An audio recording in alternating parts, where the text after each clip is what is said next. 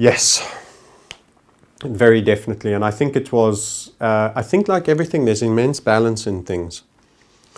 It's a winning trade, and it's a single winning trade that's far greater than any loss I ever took in any one trade. And at the time, I viewed it totally as a pure gift and was totally adrenalized by it. I had the same setup that I traded, that I've discussed, the Hunt Volatility Funnel that I teach. And I saw a pattern set up on Robusta coffee, which is a commodity that I really, really liked. It was of high quality. And I had a reasonably sized trading account, and I decided I was going to go in, and I was watching this form, and I thought it's going to do this, then it's going to do that, then I'm getting ready to go in. It continued to comply, did this, come that. In other words, I was calling it a duck, and it started to walk like the duck. I said it's the duck. It started to talk like the duck. So it was sweaty palm trade for me, and I was going to really go for it. And I went £500 a point long on this with my managed loss, with a managed loss that ran into much bigger than it should have been, tens of thousands of pounds. But it had an extreme risk reward as well. And then it did exactly what I thought it would do. It smashed its way up, went 3/4 of the way to target, an immense amount of money, then capitulated all the way back down, came into my funnel. So it was a hair-raising journey of great size.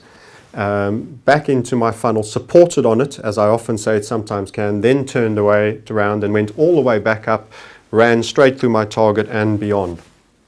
And it returned on a spread bet account 160,000+ pounds in literally 4.5 days. And I went through the psychological journey.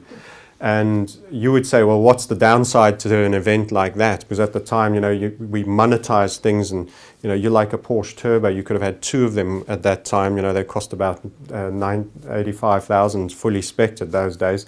And what's the downside to that? The downside to that was it was such a home run of such scale that everything else to me seemed more boring.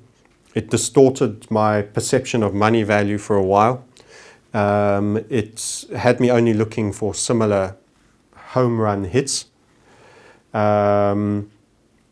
It created an expectation that I've not since met again in an individual single trade.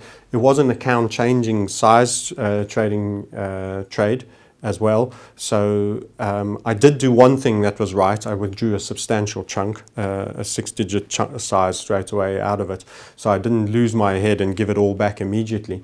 But I don't think the account did well for a sustained period after that, because I was just looking to replicate that same event. And you become more certain, and you cut to the chase, and you don't realize that you're being more sloppy, and you're just looking to rinse and repeat that similar experience. And you actually start to think, I'm on my path to multi-millionairedom in 18 months' time, all of these things. You could be giddy, you start rating, your expectation starts resetting, all sorts of things start occurring. And it came with a lot of lessons, because I then had to learn to respect a well-traded, well-sized, not oversized, taken to a reasonable risk reward, say 1:4, 1:5, that is a job well done, and still to feel good about taking that small profit out of the market after such wealth of riches.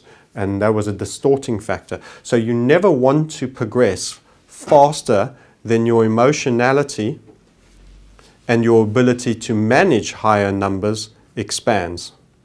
It's one of the reasons why,